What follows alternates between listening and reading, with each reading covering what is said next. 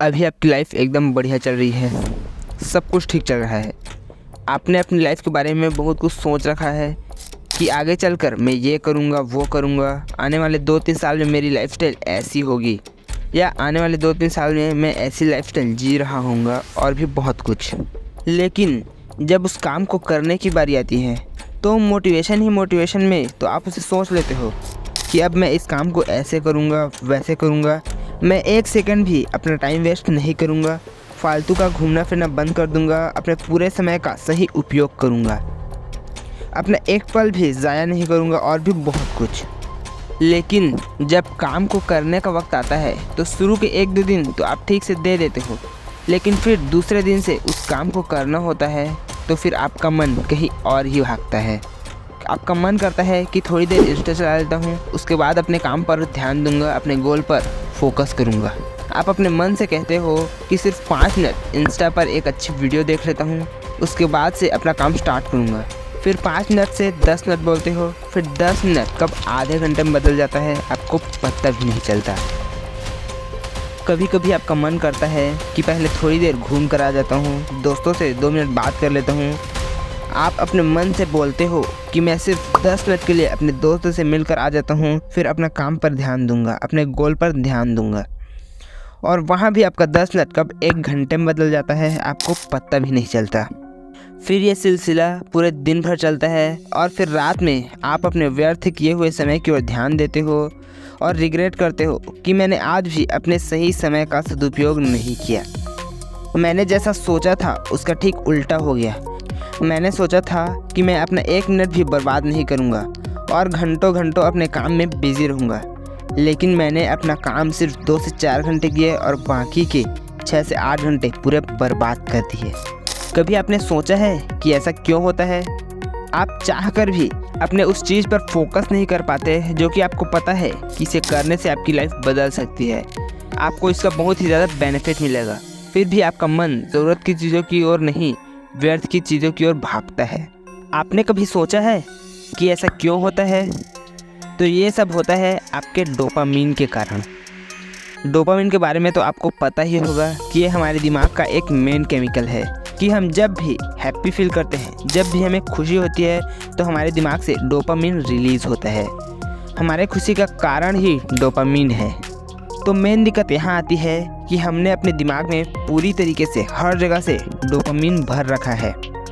Instagram reel से, YouTube से, घूमने फिरने की जगह से, हर चीज़ से हमको डोपामीन मिल रही है, और जिससे कि हमको हर वक्त खुशी मिलती है। और जब आप किसी दूसरी चीज़ पर फोकस करते हैं जिससे कि आपको डोपामीन नहीं मिलता, तो आपका दिमाग एकदम से चिड़चिड़ा हो जाता है। वो डोपामीन की तलाश करता है कि उसे कहीं से भी हो डोपामीन मिल सके, जिससे कि उसे हैप्पी फील हो सके। जैसे कि एक एग्जांपल देता हूँ, जो बंदा नशा करता है वो नशा क्यों करता है? क्योंकि उस चीज़ से उसे डोपामीन मिलता है, उसे खुशी मिलती है। जैसे कि एक बंदा है राहुल, पहले वो सिर्फ 1 बोतल शराब पीता था, जिससे कि उसे उतना डोपामीन मिल जाता था जितना कि उसे खुशी फील हो सके। क्योंकि उसे 1 बोतल शराब की आदत लग चुकी थी, तो उसे 1 बोतल शराब के डोपामीन से कोई फ़र्क नहीं पड़ता था। अब उसे हैप्पी फील करने के लिए और ज़्यादा शराब पीने की ज़रूरत थी। तब जाकर उसके दिमाग से डोपामीन रिलीज़ होता, तब जाकर उसे हैप्पी फील होता। ठीक उसी तरीके से इंटरनेट भी वर्क करता है। आप डोपामीन लेने के लिए, यानी कि अपने मूड को इन्हेंस करने के लिए इंस्टाग्राम में 5 मिनट के लिए जाते हो। क्योंकि आप रोज़ सिर्फ 5 मिनट के लिए इंस्टाग्राम में जाते हो, तो आपके दिमाग को आदत लग चुकी होती है 5 मिनट के डोपामीन की, तो उसे अब उस डोपामीन से कुछ फ़र्क नहीं पड़ेगा। तो आपका दिमाग और डोपामीन के लिए आपसे बोलेगा कि बस 5 मिनट और वीडियोस देख ले। फिर 5 मिनट कब 15 मिनट में बदल जाता है, और फिर कब आधे घंटे में बदल जाता है आपको पता भी नहीं चलता। और ये जो डोपामीन है वो हमारी लाइफ में एक नशे की तरह काम करता है। जैसे कि एक नशे में आदमी अपनी वास्तविकता को भूलकर एक अलग ही स्टेज में होता है, जिससे कि उसे अपनी वास्तविकता का एहसास भी नहीं होता कि वो क्या कर रहा है, क्या गलतियां कर रहा है। लेकिन ये सिर्फ तब तक होता है जब तक कि नशा होता है। नशा ख़त्म होने के बाद वह अपनी उस पुरानी दुख भरी ज़िंदगी में वापस आ जाता है। ठीक वैसे ही जब आपको किसी सोर्स से डोपामिन मिलता है तो आप अपने सारे पुराने दुख भूलकर उस डोपामिन की दुनिया में मस्त हो जाते हो। लेकिन जो आपका एक्चुअल दुख है वो ख़त्म नहीं हुआ होता है। आप बस नशे में होते हो जिसके कारण वो आपको दिखाई नहीं देता। लेकिन जब आप नशे की दुनिया से बाहर आते हो तो आपको पता चलता है कि आप अभी भी वही हो जहां आप पहले थे। आपकी लाइफ में कोई चेंजेस नहीं हुए हैं। आप कोई सा भी मोटिवेशन वीडियो देखते हो, फनी वीडियो देखते हो तो आपके दिमाग से डोपामिन रिलीज होता है, जो कि एक नशे के रूप में काम करता है, जो कि आपको वास्तविकता से दूर रखता है।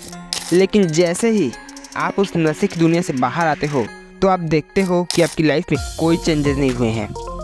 आप अभी भी उस दुख भरी ज़िंदगी में हो जहां आप पहले थे। बस आपके दिमाग में नशा छा गया था जिससे कि आपको आपकी वास्तविकता दिखाई नहीं दे रही थी। और अगर आप चाहते हो कि फुल कंसिस्टेंसी के साथ, बिना किसी डिस्ट्रैक्शन के साथ आप अपने गोल पर काम कर सको, तो इसके लिए ज़रूरी है कि आपको आपके सारे डोपामिन के सोर्स बंद करने होंगे। इंस्टाग्राम, व्हाट्सएप, फेसबुक, बाहर घूमना फिरना, दोस्तों या अपनी गर्लफ्रेंड से घंटों बात करना या अपनी क्रश की इमेजिनेशन में खोए रहना, सब कुछ बंद करना पड़ेगा। मैं दूसरे लोगों की तरफ बिल्कुल भी नहीं बोलूँगा कि अपनी आदत धीरे धीरे करके बदलो। जो काम आप ज़्यादा करते थे उसको धीरे धीरे करके चेंज करो। मैं ऐसा बिल्कुल भी नहीं बोलूँगा।